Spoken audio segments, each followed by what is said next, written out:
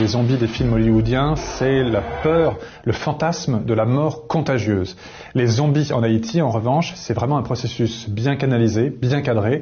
C'est une justice réalisée sur les vivants qui font du mal par des sociétés secrètes. Il y a pas mal de types de zombies en Haïti. Le zombie classique, c'est quelqu'un qui fait du mal dans la société. C'est un violeur, un voleur, un captateur d'héritage, un assassin. Et eh bien, la justice des hommes n'est pas forcément idéale. Du coup, on va pouvoir utiliser contre lui une justice divine. Eh bien, on va lui dire qu'elle va être condamnée à une peine pire que la mort. Et cette peine, c'est la zombification.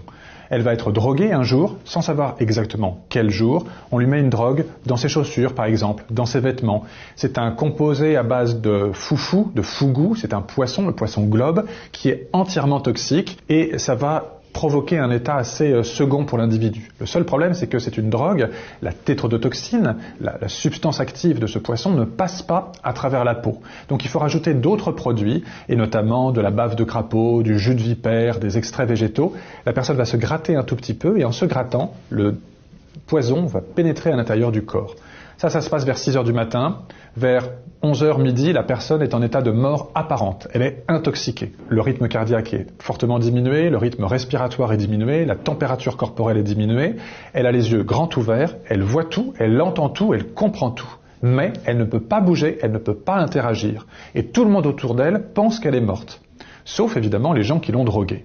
Cette personne va être allongée, il va y avoir des funérailles assez rapides, elle va être mise dans un cercueil avec un verre au niveau du visage, et les gens vont venir la voir, vont venir lui parler, notamment ceux qui l'ont drogué, vont lui dire « Retiens bien mon visage, car c'est moi qui t'ai drogué, désormais tu es mon esclave, tu m'appartiens, à partir de maintenant, tu es un zombie ».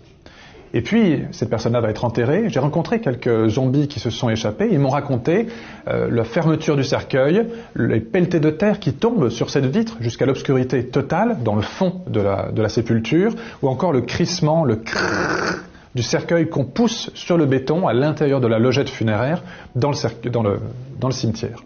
Et puis, le temps va passer, 1 heure, 2 heures, 3 heures, on est à la fin de la journée.